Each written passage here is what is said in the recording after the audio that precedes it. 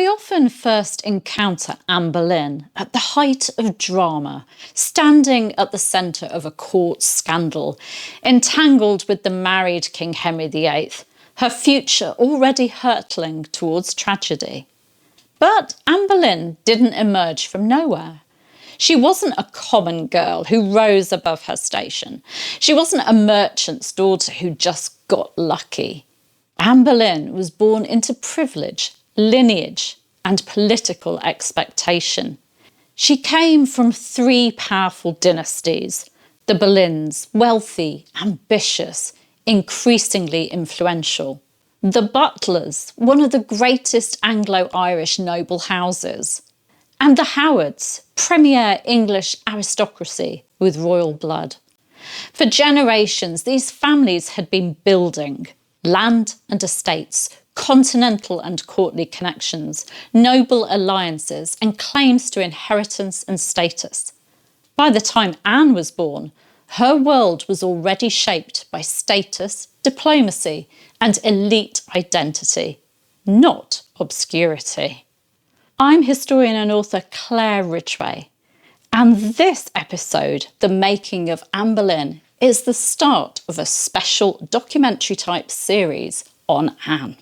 Please do make sure you're subscribed and you've hit the notification bell so you don't miss my following episodes.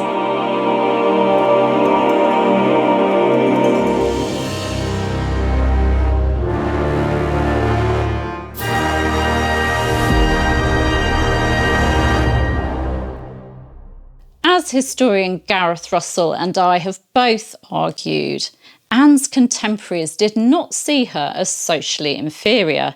If anything, she was considered a fitting match for a nobleman, perhaps even an earl. She was the granddaughter of one of the greatest heiresses in Northern Europe, descended from royal bloodlines on both sides of her family. And as Lauren Mackay has highlighted in her work on Thomas Boleyn, this was not the accidental outcome of a single generation's ambition. It was the product of a long, deliberate process of dynastic positioning. To understand Anne Boleyn, her confidence, her identity, her sense of belonging in elite circles, and the expectations placed upon her life, we need to begin not with Henry VIII, but with the families who made her. The Boleyns are often dismissed as mere merchants or social climbers, a family who appeared suddenly in the Tudor world through luck, ambition, or opportunism. But the reality is far richer and far older. The rise of the Boleyns was slow, deliberate, and multi-generational, stretching back long before Anne's great-grandfather, Geoffrey, entered London's mercantile elite. The origins of the family are not known with absolute certainty, but there is a long-standing tradition reflected in antiquarian research and genealogical scholarship that the Boleyns may have descended from the Norman Counts of Boulogne, whose followers accompanied William the Conqueror to England in the 11th century, settling in areas such as Somerset, Surrey, and later Norfolk. Whether or not every strand of that medieval connection can be definitely proven, what matters is that by the 12th and 13th centuries, there were clearly Boleyns or Boleyn or de Boleyns established in Norfolk. Lauren Mackay notes evidence of Boleyns in the wood rising area by this period, and by the mid-13th century we find Simon de Boleyn recorded as holding lands in the parish of Saul, just a few miles from Blickling, the estate later associated with Anne's birth. Saul was not a noble stronghold, but a rural parish community structured around landholding, the wool trade, craft production, and church life. Yet for the Boleyns it became an anchor of identity. The church of St. Peter and St. Paul at Saul still houses the tombs of Anne's great-great-grandparents, Geoffrey Boleyn and his wife Alice. The Reverend Canon W.L.E. Parsons, rector of Saul in the 1930s, traced a sequence of Boleyns in local records. A John Boleyn in the 13th century, followed in the 14th by further Johns and Nicholases, and a Thomas Boleyn who inherited family lands. From Thomas came a Geoffrey, a tenant farmer involved in the wool trade and even in the building of the parish church.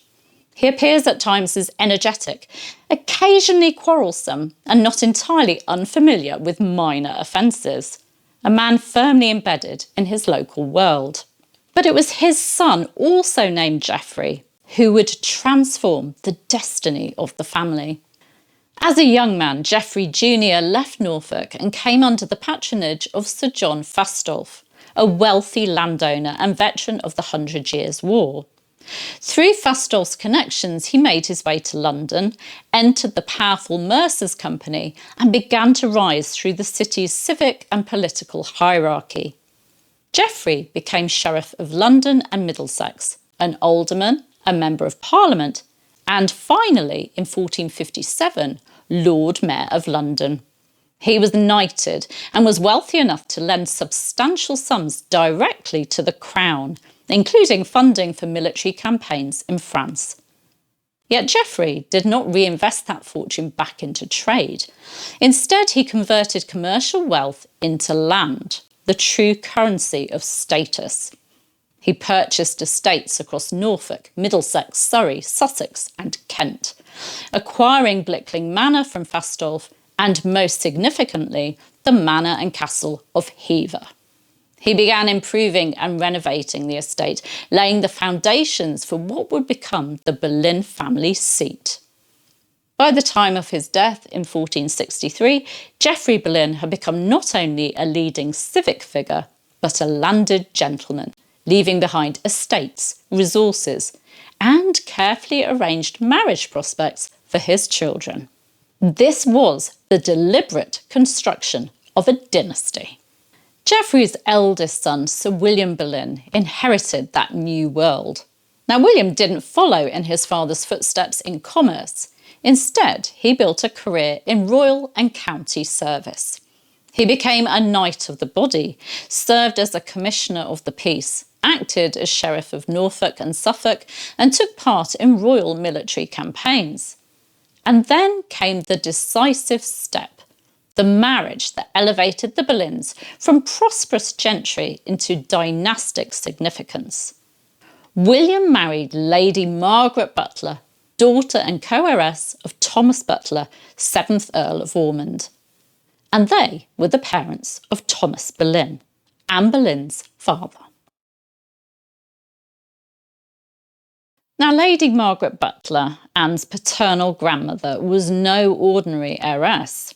She belonged to the Butlers of Ormond, a dynasty that had been central to English authority in Ireland for centuries. Their roots stretched deep into the medieval world.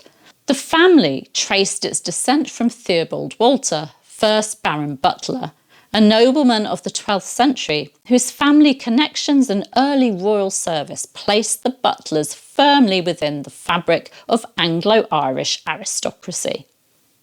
Theobald and his brother Hubert were raised in the household of Ranulph de Glanville, Justiciar of England in the 1180s, where they also encountered Prince John, the future King John. When John travelled to Ireland in 1185 as Lord of Ireland, Theobald accompanied him, and it was in this period that the foundations of the Butler dynasty were laid. The family name itself emerged from high ceremonial office.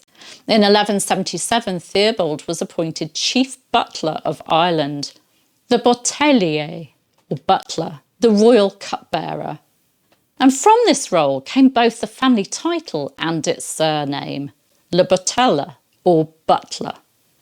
As chief butler, Theobald and his heirs were to attend English coronations, presenting the first cup of wine to the monarch in exchange for a royal plate, a ceremonial duty that embedded the family into the ritual and symbolism of kingship. Through his service, lands were granted to Theobald in East Munster, Ormond, laying the territorial and political foundations of the earldom that would define the dynasty for centuries to come. The Butlers established religious houses, administered estate centres, and became key stabilising figures within Ireland's English-governed territories. By the time of Anne's grandmother, Margaret Butler, the Ormond line possessed extensive estates in both Ireland and England, political authority, deep-rooted royal connections, and a long tradition of loyal service to the crown. The family seat in Ireland, Kilkenny Castle, had begun life as a 13th century fortress built for William Marshall, 4th Earl of Pembroke, before being acquired in 1391 by James Butler, 3rd Earl of Ormond. From that point onward, Kilkenny became the heart of Butler identity, a centre of administration, culture, patronage and aristocratic life, and it remained the family residence into the 20th century. Anne Boleyn did not simply descend from this lineage in an abstract genealogical sense. She grew up within the shadow and memory of it, and quite possibly in the presence of Margaret Butler herself, a formidable noble matriarch whose wealth, stature and authority must have made an enormous impression on the young Anne. Research into the Butler lineage has shown that through Margaret, Anne was descended from Edward I and Eleanor of Castile, Eleanor of Aquitaine and Henry II. Margaret's father, Anne's grandfather, Thomas Butler, 7th Earl of Ormond, was one of the wealthiest magnates of his generation. He held vast estates on both sides of the Irish Sea and served at the very heart of the royal household, acting as Chamberlain to Queen Elizabeth of York, Queen Consort of King Henry VII, and serving in the same office under Catherine of Aragon for 3 years before retiring due to age in 1512. This was a family intimately connected not only to land and power, but to queens, ceremony and court authority. On her mother's side, Anne Boleyn belonged to the Howard family, one of the most powerful, prestigious and deeply entrenched noble dynasties in Tudor England. The Howards were not newcomers to influence or favour. They were ancient aristocracy shaped by centuries of service, ambition, loyalty and survival. The family could trace its ancestry back to Thomas of Brotherton, son of Edward I, and through various lines to Edmund Crouchback. They also claimed descent from Hereward the Wake, the 11th century figure who resisted Norman rule, a lineage that combined royal blood with a proud tradition of defiance. These weren't merely impressive names, they were statements of identity, status and long memory. Anne's maternal great-grandfather, John Howard, embodied that tradition. A committed Yorkist, he served Edward IV loyally and rose steadily through royal service. Under Richard III, he was rewarded with the title of Duke of Norfolk in 1483 and held the great offices of Earl Marshal and Lord Admiral. At Richard's coronation, he carried the crown itself, a potent symbol of proximity to power. 2 years later, he died fighting for that same king at the Battle of Bosworth. Bosworth was catastrophic for the Howards. John's son Thomas Howard, Anne Boleyn's grandfather, fought alongside his father for Richard III and paid the price. He was captured, imprisoned in the Tower of London, attainted and stripped of his titles and lands when Henry VII came to the throne. Overnight, one of England's premier families fell from the summit of aristocratic life into disgrace and uncertainty. And yet, the Howards endured. Contemporaries noted that even in their reduced circumstances, the family carried themselves with unmistakable aristocratic confidence. They didn't vanish from sight. They waited, calculated, and demonstrated cautious loyalty to the new Tudor regime. Thomas Howard's refusal to escape from the Tower during the Earl of Lincoln's rebellion in 1487 was a crucial turning point. It proved his loyalty to the new regime. Slowly, painstakingly, the family clawed its way back into favour. By 1489, Thomas Howard had been restored as Earl of Surrey. He went on to serve Henry VII loyally as a Northern lieutenant, diplomat and treasurer. His full rehabilitation came under King Henry VIII, and most spectacularly in 1513 when Thomas commanded English forces against the Scots at the Battle of Flodden. The victory crushed Scottish resistance and restored the Howard name to glory. Thomas was once again created Duke of Norfolk, a public declaration that the family had reclaimed its place at the top of the aristocracy. Anne Boleyn's mother, Elizabeth Howard, grew up in the shadow of this path to restoration. She was the daughter of Thomas Howard and his first wife, Elizabeth Tilney, herself descended from the ancient Tilney and Cheney families. Through her mother, Elizabeth Howard was connected to an extensive network of noble kin, including, through later marriages, Jane Seymour. These were families with pre-conquest roots and generations of service to the crown. Elizabeth Tilney had first been married to Sir Humphrey Boucher, killed fighting for the Yorkists at Barnet in 1471, which meant that her daughter Elizabeth also had ties to the Boucher family, another strand of aristocratic power. Contemporary descriptions present Elizabeth Howard as beautiful, dignified and refined, praised by the poet John Skelton for her noble bearing and her womanly features. Her marriage to Thomas Boleyn was far more than a comfortable match. It was almost certainly strategic. Thomas Boleyn was ambitious, capable and rising fast at court, and the union brought together the ancient prestige of the Howards with the upward momentum of the Boleyns. It was a blending of this ancient nobility and modern courtly success.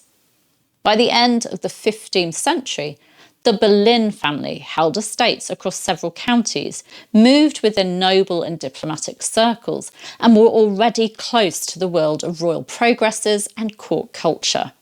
This was a family who belonged within the structures of power, and by Anne's generation they were recognised as entirely suitable for elite alliances, long before either Mary or Anne ever crossed paths with Henry VIII. With these three dynastic threads woven together, the Butlers, Boleyns and Howards, we can begin to see the world into which Anne Boleyn was born, a world shaped by estates, memory, expectation, and the quiet machinery of court service and diplomacy.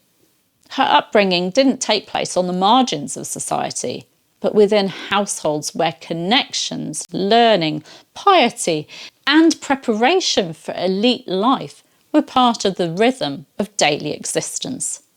To understand the young Anne, her confidence, her curiosity in developing sense of identity, we now need to step inside those early environments, the family home, relationships and educational influences that nurtured her from childhood and helped form the woman she would become. Although Anne's later reputation and ultimately her fate would overshadow the quieter years of her childhood, those years were critical in forming the girl who would one day navigate the courts of Europe with confidence, intelligence and self-possession. Most historians agree that Anne's sister Mary was born first, probably around 1499 or 1500, with Anne following sometime between 1501 and 1507. The exact year remains one of the most contested aspects of Anne's biography. Some scholars argue for a birth around 1501, pointing to her early placement in continental courts and the maturity of her education by the early 1510s.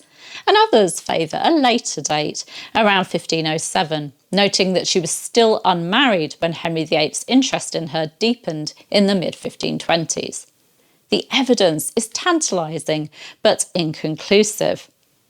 Thomas Boleyn himself, writing later in life, recalled the financial strain of his early marriage to Elizabeth Howard, explaining that in those first years she brought him every year a child, suggesting a rapid sequence of births in the opening decade of the 16th century.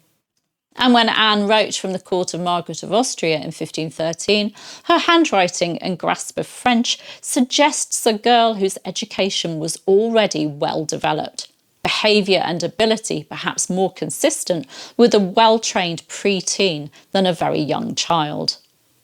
The debate belongs to the realm of historical interpretation and will be explored more fully in one of my companion episodes to this documentary.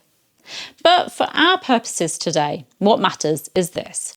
Wherever we place Anne's birth within that range, She was born into privilege. She wasn't a child whose position in life was uncertain. Her future was already being shaped by family ambition, courtly networks, and the expectations of a girl intended for elite service. Anne's early years were likely spent in Norfolk, at Blickling Hall, the Boleyn seat acquired and expanded by her great-grandfather Sir Geoffrey Boleyn and later inherited by her father Thomas. Blickling stood not merely as a residence, but as a visible symbol of the Boleyns' transformation from prosperous gentry into a family moving confidently within noble and royal circles. By the very late 1490s, Thomas Boleyn and Elizabeth Howard were living there as a young aristocratic couple, newly married, ambitious and steadily advancing at court.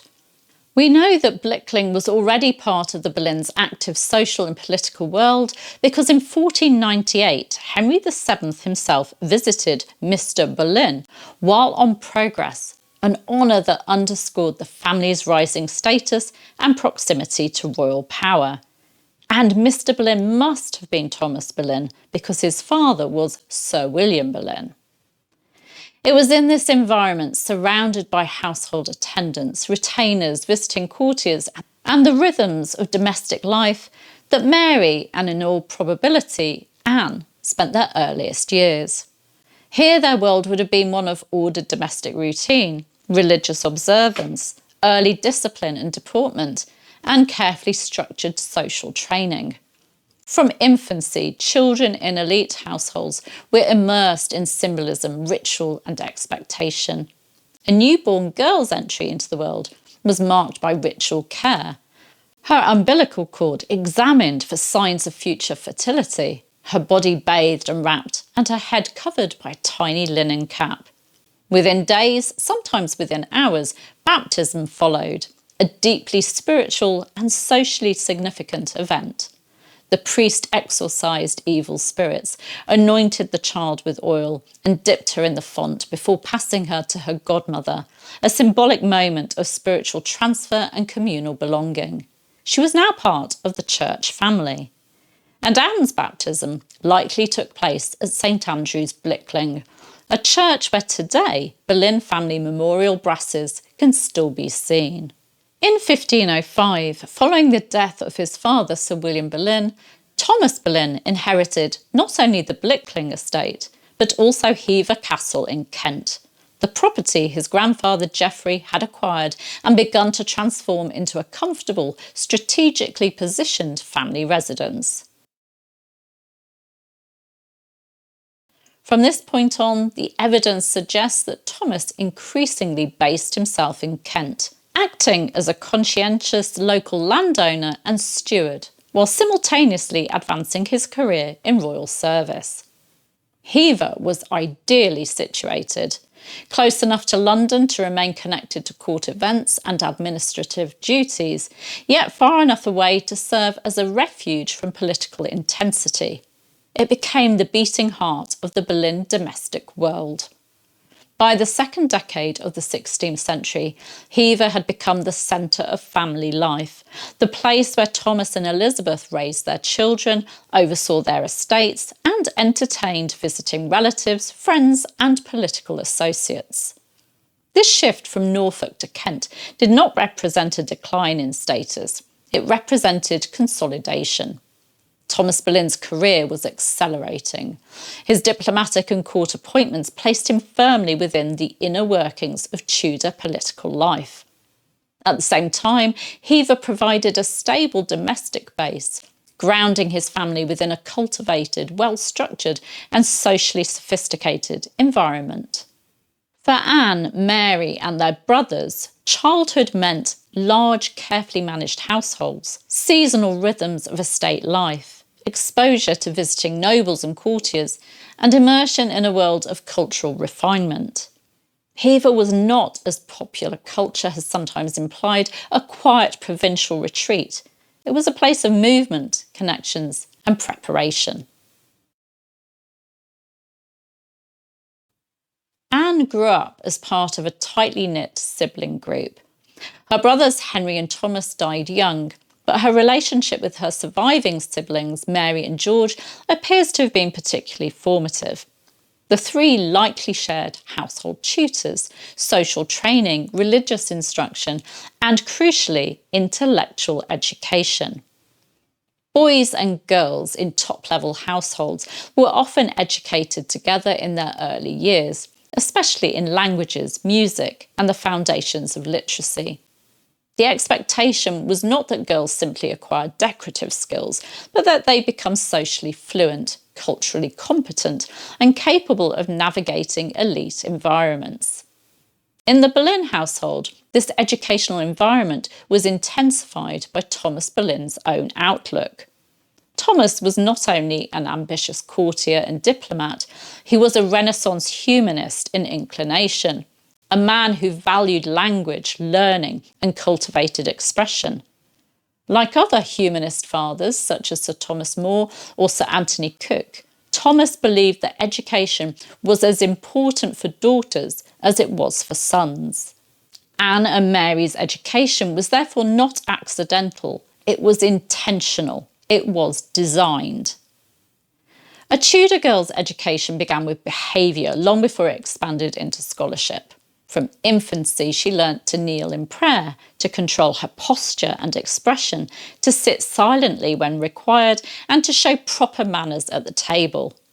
The day began early, rising before dawn, kneeling at bedside to recite prayers, washing and dressing under the supervision of a nurse or gentlewoman, and presenting herself to her elders with composure and courtesy.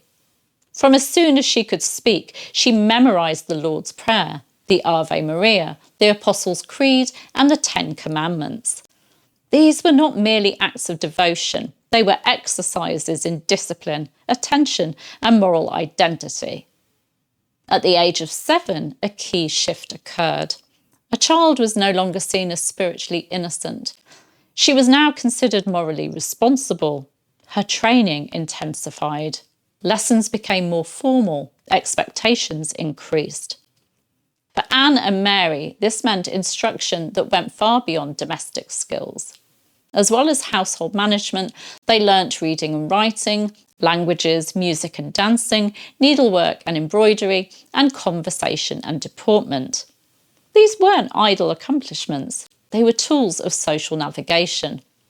They marked Anne not for a quiet domestic future, but for life in international courts.